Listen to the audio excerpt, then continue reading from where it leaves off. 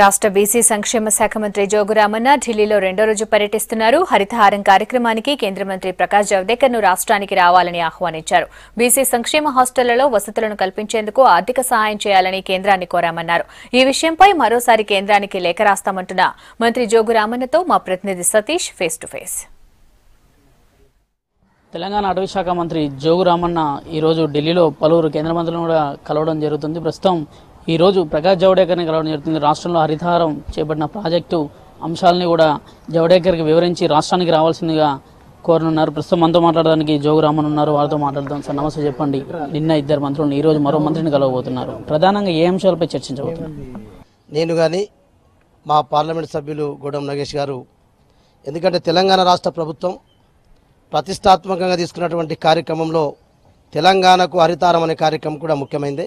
230 కోట్ల మొక్కల్ని 3 సంవత్సరాలు కాకపోయినా 4 సంవత్సరాల వరకైనా మరి తప్పకుండా నాటాలని చెప్పి మరి ముఖ్యమంత్రిగా తీసుకున్న కార్యక్రమానికి పోయిన సంవత్సరం మన కేంద్ర అయితే పర్యావరణ ఫారెస్ట్ శాఖ మంత్రులు ప్రకాష్ జవదేకర్ గారు రావడం జరిగింది.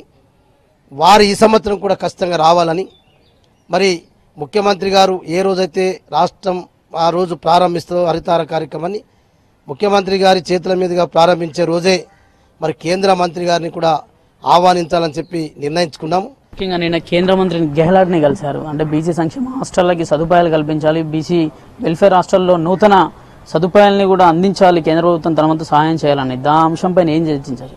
అంటే అంతకుముందు కలిసినప్పుడు కేంద్ర మంత్రి గారు పాత ప్రభుత్వం లోపల మరి అప్పటి ప్రభుత్వం ఖర్చు పెట్టినటువంటి యూటిలైజేషన్ సర్టిఫికెట్స్ పంపలేదు.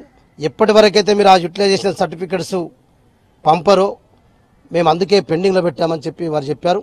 గెహ్లాట్ గారు, సోషల్ జస్టిస్ మినిస్టర్ గారు వారు సానుకూలంగా స్పందించి తప్పకుండా ఈ సంవత్సరమే ఫస్ట్ వారు 2 సంవత్సరాల్లో ఈ సంవత్సరం ఆరిస్తాం, వచ్చే సంవత్సరం ఆరిస్తామని చెప్తే నేను మా ఎంపీ గారు మేమందరం కూడా రిక్వెస్ట్ చేసి ఖచ్చితంగా మా రాష్ట్ర ప్రభుత్వం ఇలా సోషల్ వెల్ఫేర్ కానీ, ట్రైబల్ వెల్ఫేర్ కానీ, మైనార్టీ వెల్ఫేర్లో 250 రెసిడెన్షియల్ స్కూల్స్ ఇచ్చాం.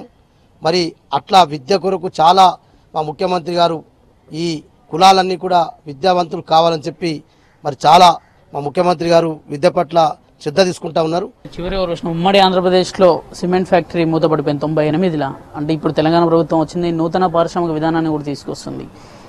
కేంద్రం ఈ విషయంలో ఎటువంటి అడుగులు వేస్తుంది సార్? అంటే సపోర్ట్ చేస్తుందా, లేకపోతే సిమెంట్ ఫ్యాక్టరీని తిరిగి పునరుద్ధరిస్తుందా? మీకు ఎలాంటి సందేహం ఉంది నిన్న మీరు మంత్రితో మాట్లాడినాక? అసలు విషయం అయితే 2006లోనే అప్పటి కేంద్ర ప్రభుత్వం సమైనటువంటి క్యాబినెట్లో మరి వాటిని నడపకూడదని చెప్పి సెలౌట్ చేయాలని చెప్పి వారు నిర్ణయం తీసుకున్నారు. అయినా కూడా మేము అనుకున్నాం, కానీ మేము కూడా మరి పునఃప్రారంభించాలనే ఆలోచనల మొదట్లో ఉన్నప్పటికీ ఇప్పుడు మాత్రం అది సాధ్యమైనటువంటి పరిస్థితి లేదు అని అంటూ వారు 2-3 ఆప్షన్స్ కూడా రెండోసారి కలిసి చెప్పినవన్నీ కూడా కాకుండా మీరు రాష్ట్ర ప్రభుత్వం ఆఖరికి ఏం చేయదలుచుకుందని చెప్పి వారు మమ్మల్ని అడిగారు. కానీ ఇప్పటికైనా మీరు 2 సార్లు కలిసినప్పుడు రకరకాలుగా చెప్పారు. మీ మీద పూర్తి నమ్మకంతో మేము ఇప్పటివరకు ఉన్నాము. మీరు ఈరోజు మా రాష్ట్ర ప్రభుత్వ వైఖరి అడుగుతూ ఉన్నారు, సంతోషం. తప్పకుండా ముఖ్యమంత్రి గారికి మీ లేఖ వచ్చిన వెంటనే మేము కలిసి మాట్లాడి మా ముఖ్యమంత్రి గారితో మేము ఏం చేయబోతామో మా ముఖ్యమంత్రి గారు ప్రకటిస్తారని చెప్పడం జరిగింది. ఇది ఆదిలాబాద్లో సిమెంట్ పరిశ్రమకు కేంద్ర మంత్రి లేఖ రాయాలి. లేఖ రాస్తే దానిపైన కూడా ముఖ్యమంత్రి స్పందిస్తాడు. ముఖ్యమంత్రి స్పందిస్తే దాన్ని తీసుకుపోతే మరో 10 మందికి కూడా ఉపాధి హామీ కూడా దొరుకుతుంది. దీనివల్ల మరోసారి పరిశ్రమను కూడా పునరుద్ధరించాలి అంటూ కూడా కేంద్ర మంత్రి విన్నపం చేసిన. ఇదే విధంగా హరితహారానికి కూడా కేంద్ర అటవీ శాఖ మంత్రిని కూడా రావాలని కూడా కోరుతున్నట్టు కూడా మంత్రి జోగు రామన్న చెప్పడం జరుగుతుంది. కెమెరామ్యాన్ బాలుతో సతీష్, V6 న్యూఢిల్లీ.